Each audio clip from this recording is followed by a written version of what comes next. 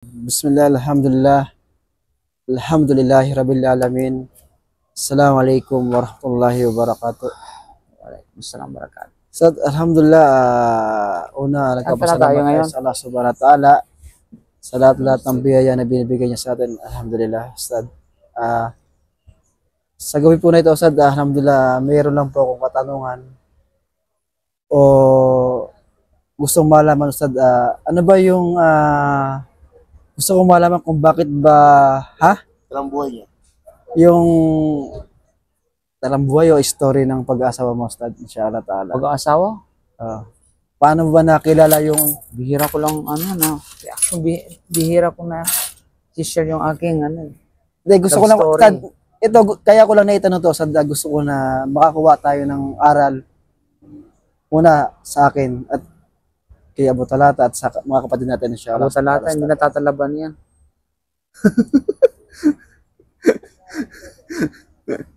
But anyway, saan ba tayo ngayon?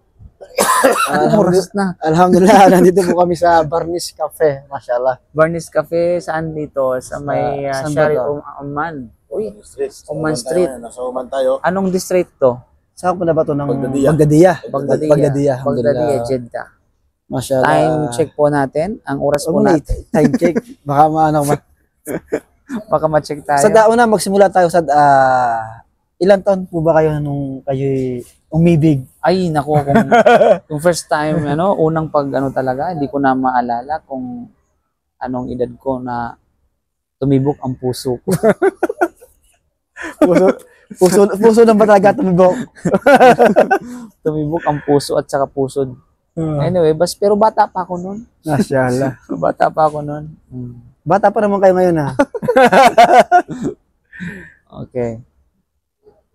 Ano bang doon? Direct to the point. Ano bang Yun nga, Ustad, ano po ba yung istorya ng paano nyo nakilala ang iyong asawa? Ay, yung asawa. Alhamdulillah, Ustad. Julius kay sister.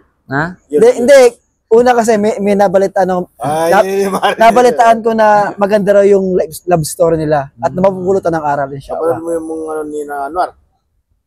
Ay, yung Oh, love story. Pero iba yung napanood ko, pero gusto kong personal na marinig. Okay. Oh.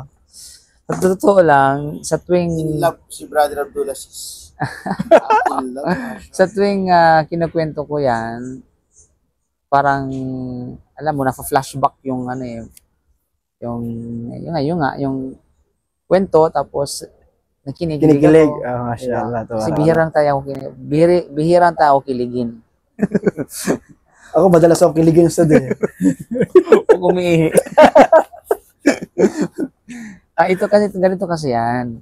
After I studied in Baguio, matapos ang term ko sa Baguio, ay na-assign ako bilang isang imam sa isang magandang masjid, which is Grand Mosque doon. Tinawag nilang Al-Iman Mosque. Kilala yan? Sa lugar yun, Ustad? Sa Alaminos, Laguna. Okay. Inshallah ta'ala, mapuntahan ko yan sa Inshallah. pag-bakasyon ako. Pero kasi bago pa kasi ako na-assign noon, nag-train na ako sa SCAG. Ay, batang SCAG talaga ako. Mashallah. So, doon ako na-train, doon ako nahubog in terms of religiously speaking, religious affairs. Nabubuhay pa nung si Ustad, no? Kapare niya. Oo, Layarham. actually si Ustad noon, talagang mentor ko yon. Mashallah. Naalala ko noon ba nakapag Waalaikumsalam. Barakatuh. Warahmatullahi wabarakatuh. Papaano kami na-train o sa pamagitan ni Ustaz No Kaparinyo rahimahullah, no? O rafa'allahu kadra. Amin. Kasi sa SCAG may mga train noon ng mga kabataan na actually yung sa ngayon naman yung SCAG, meron silang training na yung mga nakatira talaga doon every sala, kung di ako nagkamali, ay meron silang inassign na magbigay ng lecture, Muhadara. Sa loob din may mga pag-aaral, mga ganun ba? Kasama na doon yung dawa. At yun nga, isa sa mga interest kasi noon si Brother Jamil Almaris pa. Tapos sa dawa si si Ibrahim Mata at saka si Umar Pinalider. So mga kilala talaga pagdating sa larangan ng dawa. So nag-train ako noon, no? sumasama kami sa ano ni Brother No, sa mga kulungan at maging sa mga palengke. Bit-bit kami noon ng mga amplifier. Mashallah. Oh, Barakallah. tapos makikinig lang kami doon. Tapos biglang sa kasagsagan ng lecture, tatawagan kami, paliwanag mo ito. Subhanallah, talagang alam mo tumatagak-tag yung Pero pawis namin. sa kabilang, ano siya, parang ini-encourage talaga kayo matuto. Oo, talagang malaking bagay talaga yung ganong ano ba, technique, yung ganong sabihin natin, no? Pag-ihinsayo, no? So, training grounds namin, mashallah tabarak. Bago pa ako nagbagyo noon, ha? So, mayroon akong background regarding sa dawa. Kaya comparative study, nag-aral ko na sa Discovery Islam kay Ibrahim Mata. Talagang isa sa mga nagturo si Muammar, Sheikh Muammar sa Taguig. Oh, si Parang alam ko Sheikh Muammar. Sheikh Muammar 'yon. So, 'yun yung talagang nagtuturo, bihasa sa pagtuturo noon. Hanggang sa na-adapt ko yung way ng yung mga strategy ng da'wa. Kaya mashallah, talaga bago ako nagbagyo, meron akong background sa da'wa. Comparative study. Tapos, yun nga, nung tapos na yung termino ko sa Baguio, so since na batang skag ako, so ako ay hinire, o di naman kaya parang in-appoint, no, in-assign, na kasi naghahanap sila ng imam. So, in-assign ako doon sa Alaminos. Pero bago pa ako na padpad ng Alaminos, umuwi muna ako ng Davao. Sa Davao Oriental. So doon ko nag-start ng magdawa after my term sa Baguio City bago ako nag-Alaminos. Kaya shout out pala kay Sheikh Kadiraw. Doon ko nakilala at naging close friend si Ustaz Kadiraw sa Davao. Abdurrahman ba yan? Abdurrahman ba pangalan niya? Abdurrahman Kadiraw. Bago siya na-engage sa dawa. Bago siya nasabihin natin na nag-aral ng Indonesian. Oh. So actually engaged man siya sa dawa noon, pero hindi katulad talaga ngayon. So, di ba, doon sila yung mga kilala din sa mga radio station. Doon kami nagkakilala, pati si dati. Mashallah tabarakallah. Kaya mashallah yung mga kasama ko noon, iba-iba na yung buhay, kwento ng buhay nila, paano sila inangat ng Allah subhanahu wa ta'ala. Mashallah tabarakallah. Doon yung gabi ng strive ko doon sa Davao, no, nakitira ako sa mga kapatiran natin, nagpakup ako. Kasi I have permanent residence. Hindi tinatawag na NPA. NPA. Alam ng pamilya ko 'yan. Kasi wala din kaming tirahan. We are so poor kung tawagin, no. Wala talaga. Kaya kami nagkawatak-watak din kasi kami. Kasi ang mga kapatid ko nakatira sa iba, nakatira sa mga kamag-anak namin, sa mga uncle-auntie namin. So wala kaming So ako, talagang talaga yung buhay. Napakahirap, napakalaming pagsubok, no? Hanggang sa yun nga, pero alhamdulillah, talagang hindi ako pinabayaan ng Allah subhanahu wa ta'ala. So first time ko noon sumakay ng eroplano. Papuntang Davao? Papunta from Davao to Manila.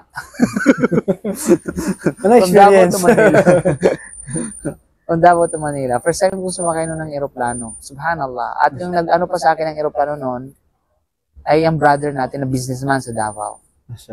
Kasi ang plano ko talaga noon, after my, gusto ko magpatuloy nga ng pag-aaral sa labas. But di ko alam kung paano. Di ba? Patuloy ko muna. Yung sino nag-motivate sa'yo para mag-pursige mag-aral sa Baguio? Actually, nabigay sa akin ng motivation, yung sarili ko na lang. Kasi kung sabi ko sa sarili ko, kung hindi ako kumayod at kung hindi ako magpursugi at hindi ako maging sa Islam, sino? Sino yung sa akin? Di ba? Kasi, I know, ay ka nga. At of course, alam mo, sino sa mga kamag-anak ko, sino sa mga pamilya ko yung mag-guide, no? Mag-guide sa amin sa Islam. 'Di ba? Subhanallah. I mean Khalil, kasi kami kahit entire life at saka entire family talaga sa amin Iba majority wala talagang alam sa Islam. Iba ligaw talaga. Sukdulan ng paggaligaw. Subhanallah. Diba? So, sabi ko sa sarili ko, kung hindi ako kung hindi ako magsumikap at kung hindi ako sabihin natin, no, sa magpursige patungkol sa Islam, sino pa? Ayoko nang balikan yung nakaraan. Makasalimot, pinatay ko na yung nakaraan ko. Ayoko nang balikan yun. Pwede lang burahin yung pangalan na Sa Louie. totoo, totoo lang eh. Subhanallah. Subhanallah. Kaya hate na hate ko talaga yung Mashallah. yung binabalikan yung nakaraan.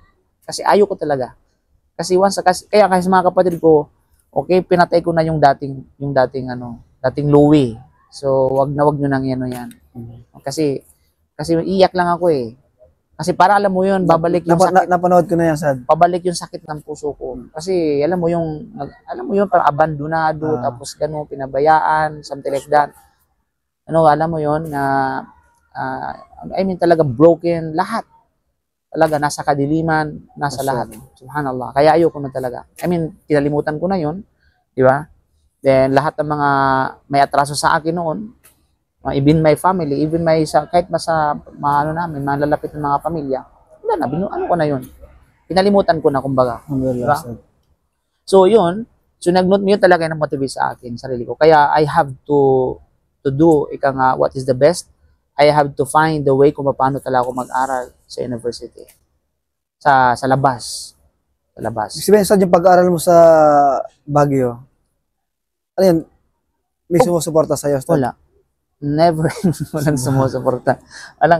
Kaya manaala ko dati, yan, very close sa lahat ng kapatid ko, ang pinaka-close ko talaga, yung asawa ni Fawaz. Very close ka talaga yan. Kasi pag nasasaktan yan, nasasaktan din ako eh. Once na kapag umiiyak yan, umiiyak din ako.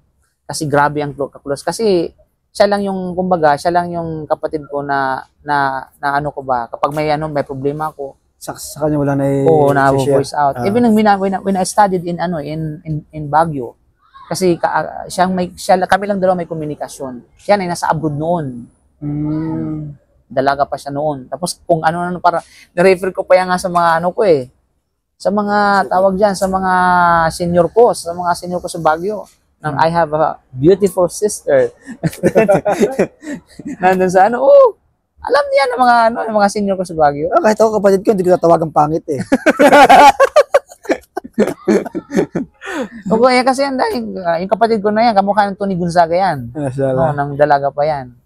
Kaya, yun. Tapos, biro mo, subhanallah. Hindi ko na yung part ko sa kasi may pangyayari kasi na, subhanallah, dahil sa miss namin yung isa't isa, na violate ko ang rules ng Baguio. Oo. Di pwedeng lumabas sa Baguio, sa totoo lang, mahigpit sa kapanahonan namin noon. Dahil tumatakas. Dahil lang gusto ko lang talaga makita kasi how many years na hindi kami nagkita. Nagkahiwalay kami. So how many years? So na-miss ko na siya kasi pauwi na siya noon Pauwi na siya noon galing ng Riyadh papunta ng pauwi siya ng Pilipinas. Sabi niya kasi nung wala pang cellphone, wala. Sulat lang yung namin. Ilang buwan yung bago dumating. O, di ba? Nakarating pa yun sa Mashallah, tabarakallah. So, until now, iniipon pa yun ng sister ko yung mga sulat namin noon. Mashallah. Yung sa akin, di ko na lang. So, yun yung mga picture, mga ganyan. So, yun. So, kaya isa yung pinaka-close friend ko sa lahat ng mga kapatid ko. So, yun, nung umuwi siya ng Pilipinas, alam ko na ito yung niya, ito yung schedule niya, ito yung ganito niya. Bumaba talaga ako ng Baguio. Hindi ako nagpaalam noon. Kasi alam ko na hindi ako papayagan. Okay, kasi alam ko na hindi talaga ako papayagan. Kaya ang ginawa ko, of course, that is lahat by na qadar Allah. Okay, qadar Allah. Bumaba ako ng Baguio. Pero hindi ko kailanman inutusan yung mga afrag. Kasi ako yung Amir kasi doon ako yung leader ba? Kasi every room kasi may leader. Amir. Yung mga Amir kailangan senior. So mga nasa under ko karamihan mga junior at mga kabatch ko, which is ako naman yung leader sa Gurfa. Hindi ko makalimutan yun Gurfa Khamsa. Okay, panglimang kami. 5 doors. 5 room. 5 room. Ikalimang room. Number 5. So yun, hindi ko talaga, pero isa lang yun. Imimission ko na talaga dito. ngayon, teacher na ngayon ng Baguio. A graduate ng Islamic University ng Madina. Kung ako nagkamali, Madina, Indonesia. Ay, Madina. Which is junior ko noon. Okay, si Sheikh Alnor. Okay? Ngayon, teacher na siya ngayon ng Baguio, ng Mahad. Siya yung isa sa mga close friend din ko doon, no? Pati sa Idamin, pati Sheikh Jalani, mashallah tabarakallah. Sa loob na, pati Sheikh Alsam, si Alsam ngayon na master ata ng Riyadh. So, sila yung mga afrad ko, sila yung mga nasa ilalim ko. Sabi ko lang, naalis ako. Okay? Basta, mahalaga kung ano. Sabi ko, ano. Pero hindi ko talaga in-encourage sila na magsinungaling. Kasi may mga time kasi, pag dumating kasi ng gabi, chine-check yung mga bid namin kung sino yung wala nandoon para malaman kung sino talaga yung gumagawa ng violation. Di ba? So, nagbigay lang ng rason. Nung tinanong teacher namin, nasaan yung amer ninyo? Sabi lang ng may sakit, marid, may sakit. Taban. Marid. Kasi wala silang na reason eh. Kasi nga pwedeng sabihin na umalis ako, bumaba. Pero although hindi ko talaga, inutusan sila na ito yung gawin ninyo. Sinabi ko lang na aalis talaga ako. Okay? Pero alam ko na talaga sarili ko, once nakapag nahuli ako, I mean, tatanggapin ko kung ano yung tatanggapin ko kung ano yung magiging circumstances. I mean, sa puso ko na yun. Alam ko na ano man ang mangyari, na I will face it, no? Haharapin ko ito, then I will accept it. Di ba? So kaya nga, yun nahuli nga. Pag ganyan daw, kinukwento na sa akin, pag ganyan daw, kasi ginawa ko kasi, yung unan, at tinabunan mo. Tinabunan ko para magmukhang tao.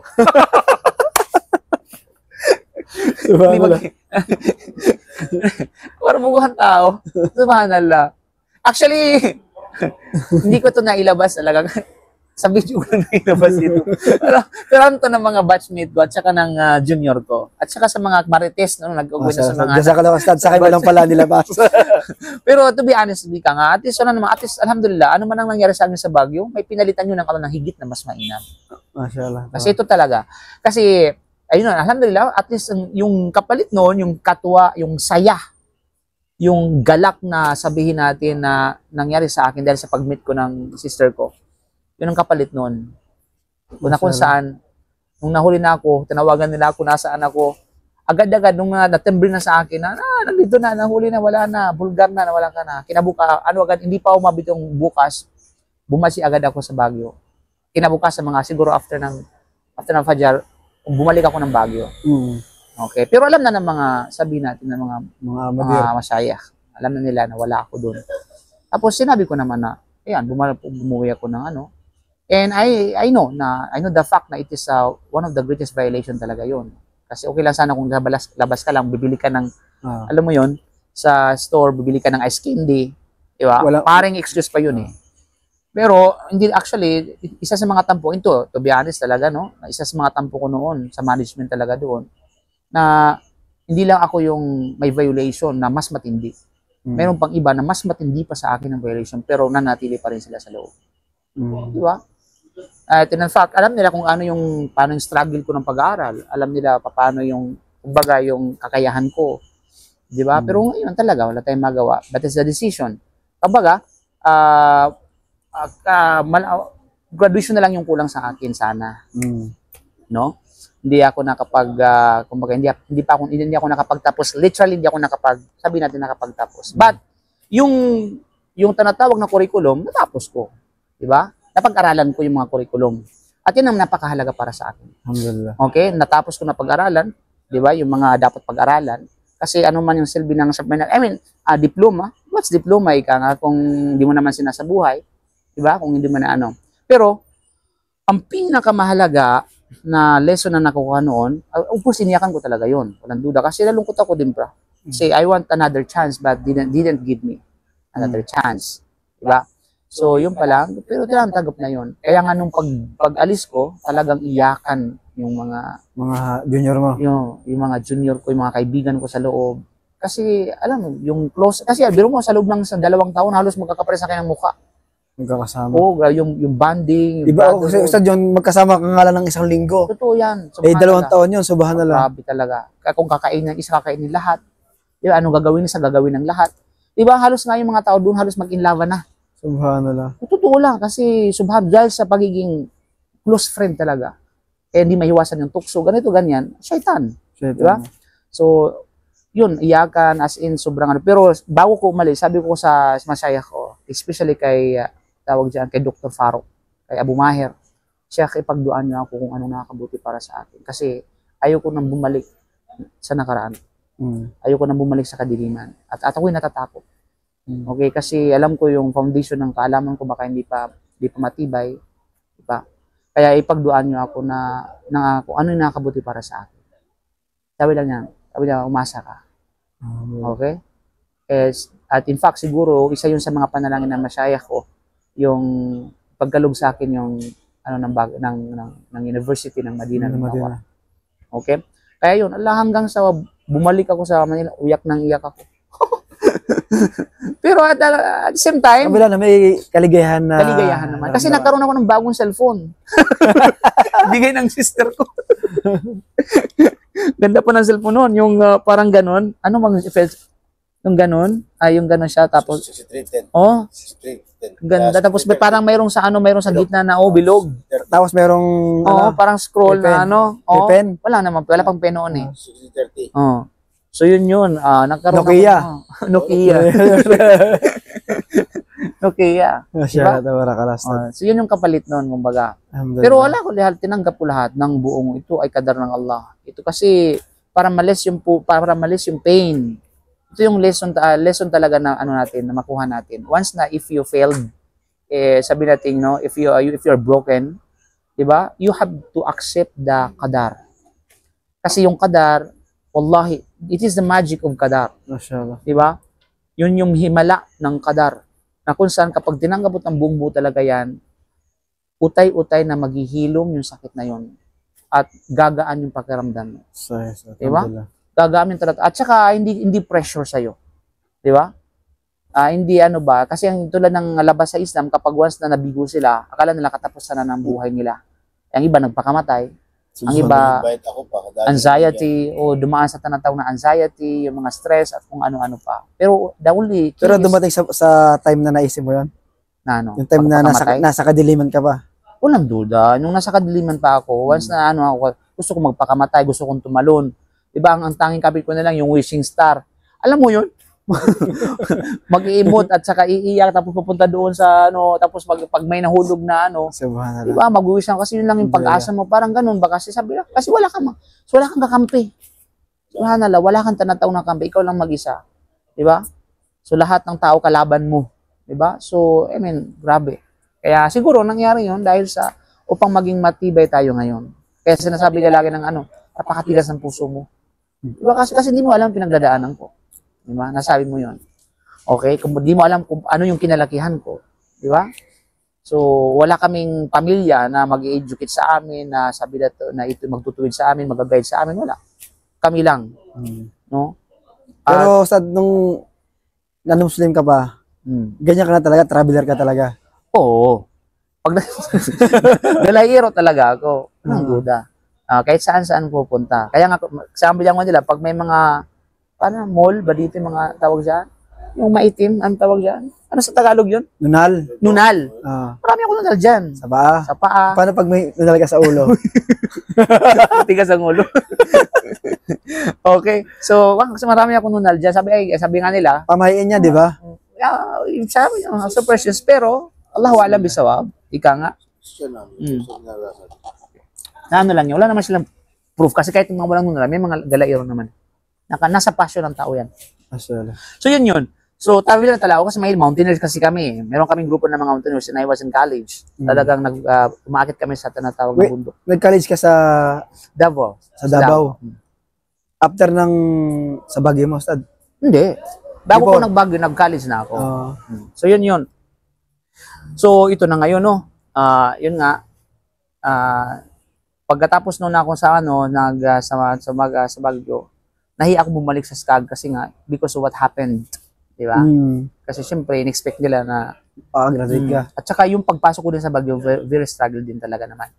Then same time, kaya ang ginawa ko, umuwi ako ng sabihin natin ng Mindanao. Doon ko unti-unti anong mga napag-aralan ko na kaunti doon ko doon ko binag, doon ako nagturo at nakatira ko kahit saan-saan. Okay, pero alhamdulillah, natirahan ko nung ako ay nasa Islam na talaga, mas maganda kasi mga kapatiran sa Islam. Inadapt nila ako, yung mga naging kaibigan ko sa Baguio, even Bernie nga, no, si Bernie, no? Pati sila nag-adapt sa akin doon sa Kabagayan, di ba? Tapos, whereas nung wala pa tayo sa Islam, yung mga natirahan ko, I mean, ika nga, Allahumma musta'an, no? Talagang, kumbaga ay masalimuot. Diba? Kasi siyempre, wala sa kanila yung Islam. Diba? Kung ano yung mga... Muslim ka na, Ustad? Hindi. Napatira ka sa kanila, uli. Nung, wala pa ako sa Islam kasi alam mo, ligo tayo noon, kay isa nakatira. Diba? Inom dito, inom doon, happy dito, ganun. Sayawan dito, sayawan doon. Barka dito, barka hit dito, hit doon. Diba? Nating detalyado yan. Diba? Kung saan yung happiness doon, mga ganun mga bagay. So anyway, so nung yun nga, tapos nung after ng Baguio, ito na ngayon, na ako. Tawag dyan, nagturo, nag-share.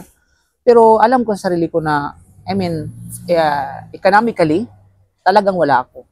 Kasi, sinaksan ko kailangan ko ng gastos, kailangan ko ng pera. Diba? So, una, kasi magkano lang yung bibigay. Ang mga bibigay, hindi naman yan na lagi-lagi. Kapag may nagturo, bibigay sadaka. Diba? I mean, you cannot survive sa ganung bagay, sa ganung kalagayan. So, ang ginawa ko, nag-migrate ako sa Davao City, tapos yun, nag-volunteer ako sa mga radio station, nagturo ako ganito, ganyan, nagtrabaho, nag-sidelines, something like that. So, pero sabi ko, hindi pa rin talaga. Gusto ko talagang lumabas para mag-aral. Okay?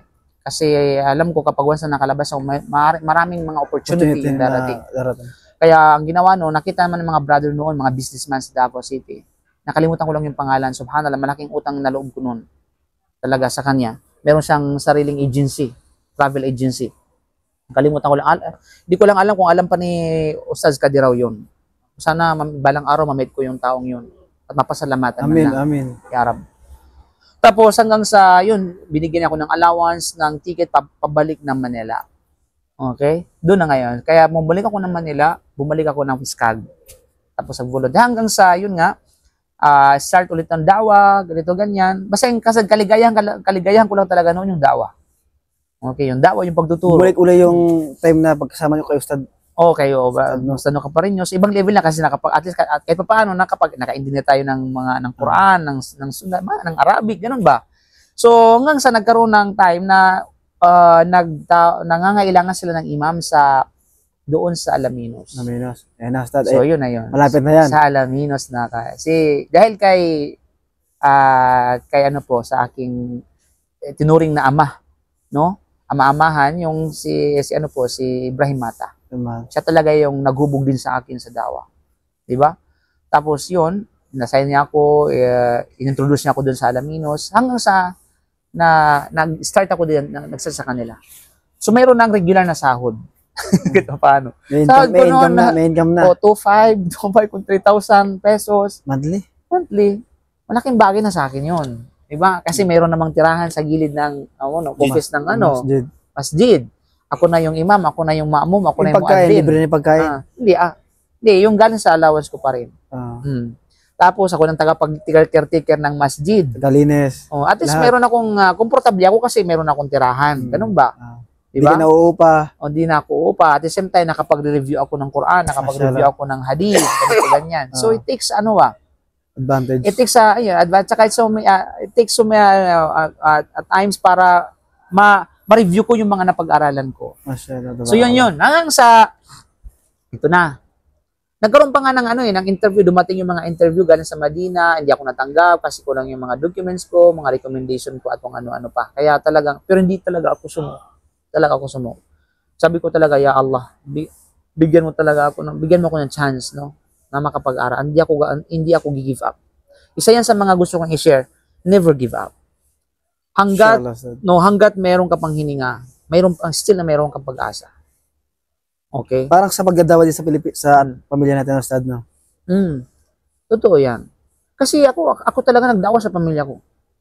Totoo lang. Yung papa ko, kaya sa Skag dati, yung papa ko, kinuha ko mula sa Mindanao para lang talaga maano sila sa Islam. Kasi yung papa ko dati, grabe ambisyon nun. Pinatira mo sa Skag? Kinuha ko sila sa Skag. Tapos para mag-stay sa Skag, para ma-educate, para talagang mabago talaga no? Mashallah, So, tabarakallah. kinuha ko sa, doon ko pinatira. Kasi, that time kasi yung ate ko, pati yung bayaw ko, doon nakatira sa Skag. Di ba? The same time, yun, kinuha ko siya din, kinuha ko rin yung aking bunso namin. Para talaga, alam nga, bunso namin. Okay? Para lang talaga sa para lang talaga mahubog sa Islam. Sa kanila yung tinatawag na Islam. Alhamdulillah, fortunately, Nangyari naman yung para sa akin, fortunately, tagumpay ako doon. Alhamdulillah. Alhamdulillah. But of course, hanggang sa lumaki na sila, may isip na sila, hindi ko na lang sila control. Okay? Pero kahit ganun pa man, alhamdulillah, nasa Islam pa rin sila, naghihijab, alhamdulillah. At the same time, nagsasala sila, nag-aayon ng pagbuha ng Ramadan, alhamdulillah. Even my father, alhamdulillah. Alhamdulillah. Okay, isa yun sa mga, kumbaga, isa sa mga greatest achievement ko yun. Yung Ustad, yung magulang mo, yung nanay mo, Ustad. Wala na, matagal na kaming, Pero namatay siyang Muslim siya, Ustad. binawian kami ng buhay. Namatay siya sa, masasabi ko sa ng Jahiliya. Mga. Kasi walang alam. Ah. Walang alam kami sa Islam. Wala, although, yung kanilang yung kanilang kumbaga ninuno is mga tribo ng Kalagan tsaka tribo ng Mandaya. Okay? And of course, marami din kayong mga relatives na mga talagang Muslim na. Pero yun nga, wala talaga sila sa Malayo talaga sila sa turo ng Islam. Jahali. Bagkos gumagawa ng mga shirk, gumagawa ng mga kung ano-ano pa. 'Di ba? Kaya yung mama ko kasi namatay talaga siya na wala sa ng Islam. Wala sa practice ng Islam. Pero yung point na Yung point, ang Allah lang nakakaalam sa bagay na yan. At naway, kung ano man, patawarin siya ng Allah subhanahu wa ta'ala. Naway yan. Pero alam niya, ang kinikilala niya, ang Panginoon Allah siya Allah. subhanahu wa ta'ala, siyempre. Nandun pa rin yung shahada. Nandun pa rin yung hindi ko alam yung shahada nga, ano ba yung shahada na yan? Ano ba yung shahada na yan? Wala akong alam. Kung ano yung Wala akong narinig na la ilaha illallah. Basta lang Allah pa, tagal lang kasi sa amin yung Panginoon, tagal lang. Tagal lang ba? Tagal lang. ano ibig sabihin ng Ustad? Tagal lang, ibig sabihin sa Tagalog, Panginoon. Yun yung katawag namin. Okay? Tagal lang. Never say, Hindi niya pa kilala ang Allah. Allah, hindi ko alam kasi bata pa kami, hindi ko masabi talaga yan. Okay? Kasi nung bata pa kasi na kami, lahat ng mga namin, tagal lang. Even Prophet Muhammad sallallahu alaihi wasallam, hindi ko talaga siya kilala. Si Prophet sallallahu alaihi wasallam. Basta lang sila pagkalagan, ang ibang mga nagsasala sila, pero ang iba talaga, yung buhay nila, buhay Christian. Di ba? May birthday, tapos may nag-iinom, ganun ba? Buhay non-Muslim talaga. Basta, tagal lang ang tawag nila sa sa Diyos, sa Allah, tagal lang. Okay? So, yun. So, pero nung namatay na yung mama ko, tapos wala nang tapos yun naging tagang Christian with talaga ako. Kasi, kung alam mo, naging kwarpa ako ng simbahan, tapos kung ano-ano pang ginagawa sa simbahan, ano ba? Wala na talaga, nagko-cross pa pag nakakita ng simbahan, nagko-cross. Diba? Subhanallah. Kapag may gusto gagagan mo. Diba? So wala na talaga. So Christian iba sa lahat sa buong pamilya, magkakapatid, ako talaga yung talagang super na separate, totally, sa full ng Islam. Diba? Kasi na-Christianize talaga ako. Okay, alam ng pamilya ko yan. Pero sila nanatili pa rin sila pero non-practicing. Non-practicing. Wala talaga, silang talaga. Basta pag kalagan sila, Muslim sila kalagan, yun lang. Diba? I mean, kalamfadi, kumbaga sa word ng mga Arab. Mapipayda. Mapipayda. Diba? So, basta pag ganito na tribo, ganito, ganyan. So, yun. So, hanggang sa, alhamdulillah, na-educate sila sa isa nung nasa pa ako. Basta nadala ko sila sa Alaminos. O sila, nakatira kasama ko sa sila doon. Alhamdulillah. So yun, ito na ngayon. Haba no, wala pa tayo dito sa Wala pa. Sa climax. Okay.